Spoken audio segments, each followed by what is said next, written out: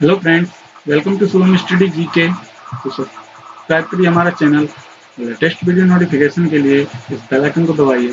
तो फ्रेंड्स, ये करंट का बहुत इंपॉर्टेंट टॉपिक है। आज के इस वीडियो लेक्चर में हम न्यू एजुकेशन पॉलिसी, जो नई शिक्षा नीति आई है, उसके बारे में डिस्कस करने वाले हैं। इससे हर एक एग्जाम में डेफिनेटली क्वेश्चन बनने वाले हैं। जो भी एग्जाम होने वाले हैं, चाहे वो कोई भी एग्जाम हो, किसी भी कम्पिटेटिव एग्जाम का कोई भी एग्जाम हो, छोटा से लेकर बड़ा तक, उसमें जरूर ये क्वेश्चन पूछे जाएंगे कि नई शिक्षा नीति जो आई है 2020 की, उससे क्या क्या क्वेश्चन, इंपॉर्टेंट क्वेश्चन बन सकते हैं और क्या है इसके बारे में। जो भी थ्योरी सेक्शन है उसके बारे में अच्छे से कंप्लीट वीडियो लेकर मैं आया हूँ आपके सामने। तो आई होप आपको वीडियो पसंद आएगा। यदि वीडियो पसंद आए तो वीडियो को लाइक और शेयर जरूर करिएगा। चलिए बिना देरी के वीडियो को शुरू करते हैं फटाफट। तो फ्रेंड्स, बात करें नई शिक्षा नीति को, तो 29 जुलाई 2020 को केंद्र सरकार ने राष्ट्रीय शिक्षा नीति के 2020 की क्या कर दी, मंजूरी दे दी। इसको प्रधानमंत्री नरेंद्र मोदी ने ट्विटर पे अपने ट्वीट के माध्यम से सारी जानकारी दी। और इसके बाद जो एमएचआरडी मिनिस्टर थे, रमेश पोखरियाल निशंक, जो कि मानव संसाधन विकास मंत्रालय के अधीन आते थे, उन्होंने क्या किया, इसकी पूरी संपूर्ण जानकारी सोशल मीडिया पर, क्योंकि इलेक्ट्रॉनिक माध्यम से क्या किया, पेश किया सबके सामने। और ये शिक्षा नीति है, ये 34 वर्षों बाद पुरानी थी, यानी कि जो पुरानी शिक्षा नीति थी 1986 की, उसको क्या करेगी, रिप्लेस कर देगी। जो नई शिक्षा नीति आई है, कब आई, 2020 में आई। किसने दिया, केंद्र सरकार ने इसको मंजूरी दी 29 जुलाई 2020 को। और किसने बताया, नरेंद्र मोदी ने ट्वीट के माध्यम से, और रमेश पोखरियाल निशंक ने इसको मंजूरी दी। लेकिन जो नई शिक्षा नीति है, ये केवल अभी केंद्र सरकार द्वारा इसको पारित किया गया है, अभी इसको संसद में ले जाया जाएगा। लेकिन हम ये वीडियो को मान के चलते हैं कि संसद में इसको क्या करेगी, थप्पा लगा ही देगी सारे कानूनों की तरह। चलिए तो आगे बढ़ते हैं इस वीडियो में।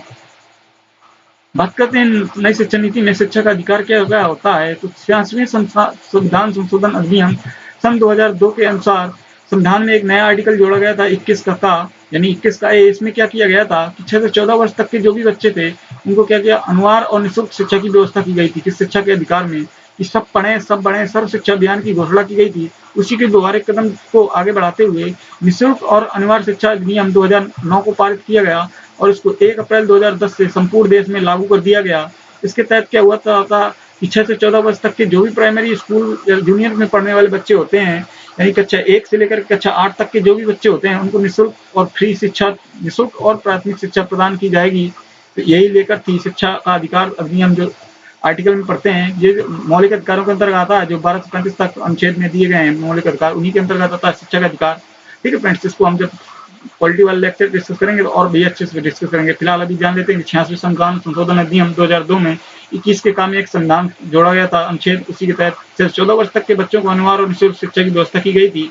चलिए नेक्स्ट देखते हैं। इस नई शिक्षा नीति जो 2020 आई, उसकी चर्चा करते हैं। ये 2020 को, ये तीसरी शिक्षा नीति है भारत की, स्वतंत्र भारत की तीसरी शिक्षा नीति है। इससे पहले जो पहली शिक्षा नीति आई वो 1968 में आई, दूसरी जो शिक्षा नीति आई 1986 में आई, और तीसरी शिक्षा नीति 2020 में आई थी। और जो ये नई शिक्षा नीति आई, इसको डॉक्टर के कस्तूरी रंगन की, जो जून 2017 में क्या थे, सौंपा गया था, केंद्र सरकार ने इसको सौंपा था डॉक्टर के कस्तूरी रंगन को। इनकी अध्यक्षता में एक समिति का गठन किया गया था। तो यहाँ से क्वेश्चन बन सकता है कि किसकी समिति की सिफारिश के आधार पर नई शिक्षा नीति जो 2020 लागू की गई, तो डॉक्टर के कस्तूरी रंगन, ये इमेज पे आप देख पा रहे हैं, ये कस्तूरी रंगन जी हैं। ठीक है, मई 2019 में क्या किया इन्होंने, नई शिक्षा नीति का जो मॉडल था उसको केंद्र सरकार को सौंप दिया। और केंद्र सरकार ने 29 जुलाई 2020 को अपनी नई शिक्षा नीति को क्या कर दिया, लागू कर दिया। देश में संविधान के सबके सामने क्या किया, इलेक्ट्रॉनिक माध्यम से इसको पेश कर दिया, सोशल मीडिया के जरिए इसको पेश किया 2019 शिक्षा नीति को। इसके तहत क्या होगा, हम देखते हैं कि पुरानी शिक्षा नीति जो हमारी 1986 की चली आ रही थी, जो नई शिक्षा नीति आई, उनमें क्या डिफरेंस होता है। जो पुरानी शिक्षा नीति थी 1986, उसमें क्या होता था कि राज्य, जो केंद्र सरकार करती थी, अपनी जीडीपी, जो भी कुल उसका बजट होता था, उसका केवल 1.8% ही व्यय करती थी। लेकिन जो नई शिक्षा नीति आई है 2020 की, उसमें क्या करेगी, जो केंद्र सरकार है वो 6% जीडीपी का व्यय करेगी। और जो स्कूल में 10+2 का शैक्षणिक सत्र मॉडल प्रयोग में लाया जाता था, जो 1986 का, यानी कि 1 से 10 तक का जो मतलब जो शिक्षा होती थी, वो क्या थी, एक फाउंडेशन की तरह, वैकल्पिक शिक्षा की तरह पढ़ाई जाती थी। इसके बाद दो क्या होता था, एक प्रैक्टिकल मॉडल शिक्षा होती थी। लेकिन जो अब नई शिक्षा नीति आई है वो 5+3+3+4 प्रणाली पर आधारित होगी नई शिक्षा नीति। ठीक है फ्रेंड्स, और देखते हैं क्या क्या इनसे अंतर हो सकते हैं। और जो नई शिक्षा नीति है, उसके पुरानी शिक्षा नीति थी वो 10 साल तक क्या होती थी, फॉर्मल एजुकेशन, यानी औपचारिक शिक्षा दिया जाता था बच्चों को। जो 6 से 16 वर्ष तक की आयु के बच्चे होते थे, उनको औपचारिक शिक्षा के रूप में दिया जाता था। इसके बाद जो 2 ईयर होते थे, उसमें स्ट्रीम एजुकेशन दिया जाता था। यानी स्ट्रीम एजुकेशन का मतलब उसको एक स्ट्रीम चुनना होता था, चाहे वो बीए ले ले, चाहे मतलब जो चाहे वो आर्ट स्ट्रीम ले ले, इसके बाद चाहे साइंस ले ले, चाहे कॉमर्स, 3 स्ट्रीमों में से किसी एक स्ट्रीम को चुनना पड़ता था। स्ट्रीम एजुकेशन बोलते थे 16 से 18, जैसे आप लोगों ने सब लोगों ने किया ही होगा, ठीक है। 2 वर्ष का डिप्लोमा होता था, 10 जिसको 10 के बाद 2+ कहते हैं, ठीक है। लेकिन जो नई शिक्षा आई उसमें क्या हुआ, इसको 3 पार्ट 5+3+3+4 के बांटा गया, जिसमें जो 5 ईयर होंगे वो बच्चे जो 3 से 8 तक के साल के बच्चे होंगे उनको फाउंडेशन कराया जाएगा, और ये फाउंडेशन उनकी मातृभाषा में कराया जाएगा या उनकी जो बोलचाल की भाषा है उसी में कराया जाएगा। इसके बाद जो 3 वर्ष होंगे उसमें 9 से 11 वर्ष की आयु में प्रिपरेटरी उनको तैयार किया जाएगा कि आखिर वो क्या ऐसा कर सकते हैं, यानी कि जब वो समझ बूझ के लायक हो जाएंगे। और उसके बाद जो मिडिल एजुकेशन होगी 3 वर्ष के लिए 12 से 14 वर्ष तक की आयु के बच्चों को कराया जाएगा, यानी 6 से बाद उनको फाउंडेशन की एक नींव रखी जाएगी और उनको सारे सब्जेक्ट कवर कराए जाएंगे, यानी कि अच्छी तरीके से उनको प्रिपरेशन करानी चालू की जाएगी। और इसके बाद जो 4 साल होंगे उसके अंतर्गत उसको 4 ईयर जो होगा उसको सेकेंडरी एजुकेशन दी जाएगी, यानी कि जो हमारे स्ट्रीम एजुकेशन थी विषय चुनने की उसको क्या कर दिया, समाप्त कर दिया जाएगा। और 15 से 18 वर्ष की सेकेंडरी एजुकेशन होगी। इसमें क्या होता था कि जो बच्चे, अगर आपने आर्ट लिया, जैसे आपने कॉमर्स चुना, तो आप सिर्फ कॉमर्स वाले सब्जेक्ट ही पढ़ सकते हैं, आप ना साइंस सब्जेक्ट पढ़ सकते हैं ना आर्ट के सब्जेक्ट पढ़ सकते हैं। लेकिन जो नई शिक्षा नीति आई उसमें क्या होगा, आप इस स्ट्रीम एजुकेशन को समाप्त कर दिया गया है। अब जो भी सेकेंडरी एजुकेशन होगा उसमें आप हर सब्जेक्ट को चूज सकते हैं, जैसे कि एनसीईआरटी वगैरह जो सीबीएसई बोर्ड होता है उसके अंतर्गत जैसे पॉलिसी दी जाती है, ठीक है फ्रेंड्स। ये थी नई शिक्षा नीति और पुरानी शिक्षा नीति में क्या था डिफरेंस, हमने देखा मेजर डिफरेंस जो थे। अब बात करें महत्वपूर्ण बिंदु की, जो नई शिक्षा नीति की जो महत्वपूर्ण पॉइंट्स है उसमें डिस्कस कर लेते हैं उनके बारे में। जो नई शिक्षा नीति में जो 8 वर्ष तक के बच्चों के लिए क्या किया है, जो पाठ्यक्रम तैयार करेगा वो कौन तैयार करेगा, एनसीईआरटी यानी national council education research and training वो तैयार करेगी, एनसीईआरटी का ढांचा इनका तैयार करेगा, पाठ्यक्रम तैयार करेगा। और जो कक्षा 5 तक के बच्चों को क्या किया जाएगा, उनको शिक्षा जो दी जाएगी उनकी मातृभाषा यानी स्थानीय भाषा या घरेलू भाषा में शिक्षा दी जाएगी। इसके बाद जो कक्षा 6 से बच्चे होंगे उनको क्या कंप्यूटर की कोडिंग सिखाई जाएगी, यानी कंप्यूटर कैसे चलाते हैं, इंटर्नशिप की व्यवस्था फैसिलिटी प्रदान की जाएगी उनको कंप्यूटर व्यवस्था के, यानी कक्षा 6 से उनको क्या किया जाएगा, एक दक्ष बच्चों की तरह उनको आगे बढ़ाया जाएगा कि वो एक अच्छे जो बढ़ते हुए समाज की ओर क्या करें, अपने जागरूक हो सकें कंप्यूटर के बारे में और अच्छी ज्ञान शिक्षा प्राप्ति कर सकें, ठीक है फ्रेंड्स। और देखते हैं क्या क्या महत्वपूर्ण पॉइंट जाएंगे। कक्षा 6 के बाद बच्चों को एक व्यावसायिक शिक्षा दी जाएगी, यानी क्योंकि ऐसे बच्चे कुछ भी होते हैं जो कि कक्षा 12 के बाद क्या होते हैं कि पढ़ाई छोड़ देते हैं, तो उनको ये बताने के लिए कि यार आप जब पढ़ाई छोड़ देते हैं तो आप कौन कौन से वोकेशन कर सकते हैं, कौन सा व्यवसाय कर सकते हैं, जिससे आप अपनी आजीविका को क्या होते हैं आसानी से चला सकते हैं, बिना कठिनाई के समाजी जीवन जी सकते हैं। और इसके बाद 9 से 12 तक की जो कक्षाएं होंगी वो सेमेस्टर वाइज होगी, यानी कि अब जो सिस्टम था उसको बदल दिया जाएगा, सेमेस्टर वाइज होगी, यानी कि कक्षा पहले साल के 6 महीने में आपको पहले बार टेस्ट देना पड़ेगा, इसके अंक होंगे, फिर इसके बाद दूसरा सेमेस्टर होगा 6 साल में, उसको उसमें अंक आपको देने पड़ेंगे, दोनों अंकों को मिलाकर फाइनल मेरिट बनेगी, उसी के आधार पर आपका रिजल्ट घोषित किया जाएगा। ये नई सेमेस्टर नीति आएगी।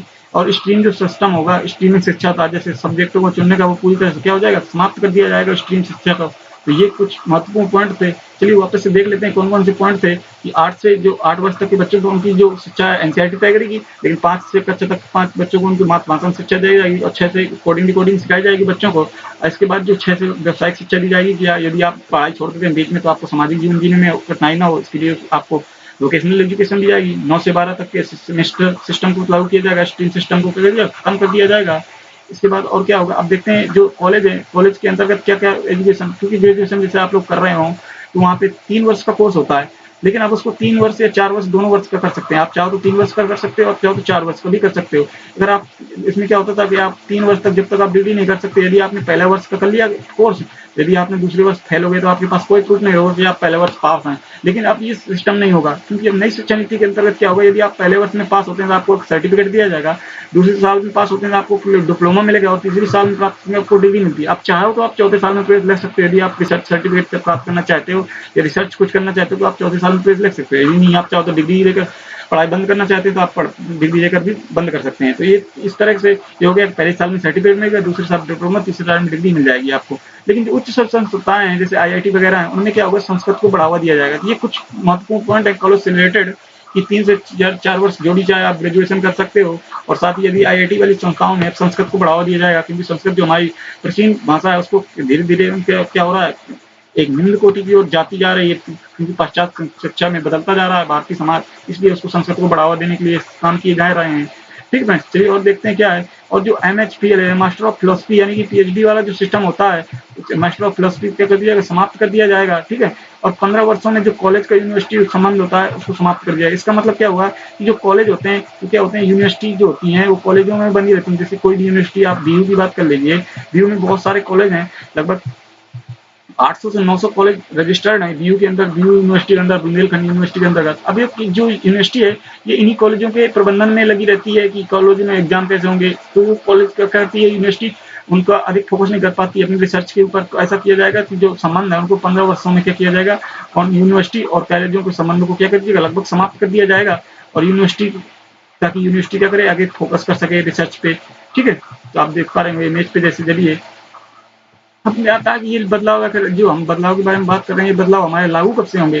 तो जो हमने देखा कि अभी जो सत्र चल रहा है, 2020 करंट चल रहा है, तो उसमें ये सत्र लागू नहीं होगा, यानी 2020-21 में नहीं होगा। हो सकता है कि 2021 तक आते आते नई शिक्षा नीति क्या हो जाए, लागू कर दी जाए, यानी कि अगले साल से, अगले सत्र में जब होगा, नई शिक्षा नीति लागू की जा सकती है। फिलहाल जो लोग अभी साल पेपर देने वाले हैं उनको कोई कठिनाई नहीं होने वाली है, क्योंकि वही शिक्षा नीति प्रणाली जारी रहेगी। और 1986 तक सरकार ने दावा किया कि 1986 के जो बदलने की नीति में लगभग एक दशक यानी कि 10 साल का समय लग सकता है। अतः जो हमारी नई शिक्षा नीति है वो 2020 तक पूरे देश में लागू कर दी जाएगी। कब तक, 2020-2030 तक पूरे देश में लागू कर दी जाएगी नई शिक्षा नीति को। क्योंकि 10 पुरानी शिक्षा नीति को एकदम से हटा देंगे तो सारा माहौल बिगड़ जाएगा।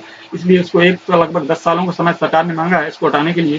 ठीक है फ्रेंड्स, चलिए इसको बात कर लेते हैं कौन कौन से महत्वपूर्ण क्वेश्चन बन सकते हैं यहाँ से एग्जाम में। कि ह्यूमन रिसोर्स डेवलपमेंट मिनिस्टर जिसको रमेश पोखरियाल निशंक हैं, उनको अब जो हम पहले एमएचआरडी मिनिस्ट्री कहते थे, अब उनको बदल के शिक्षा मंत्री का नाम दे दिया गया। क्या, शिक्षा मंत्री।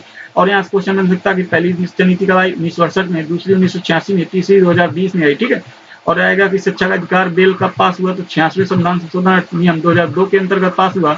और इसमें संविधान में एक अलग अनुच्छेद 21 का जोड़ा गया। फिर है कि निःशुल्क और अनिवार्य शिक्षा के अंतर्गत 2009 में पारित हुआ कानून, 2000 की बच्चों को निःशुल्क अनिवार्य शिक्षा कब प्राप्त होगी, सब पढ़ें सब बढ़ें की अभियान कब चालू, 1 अप्रैल 2010 को लागू कर दिया गया था और 2009 का अधिनियम पारित हुआ था।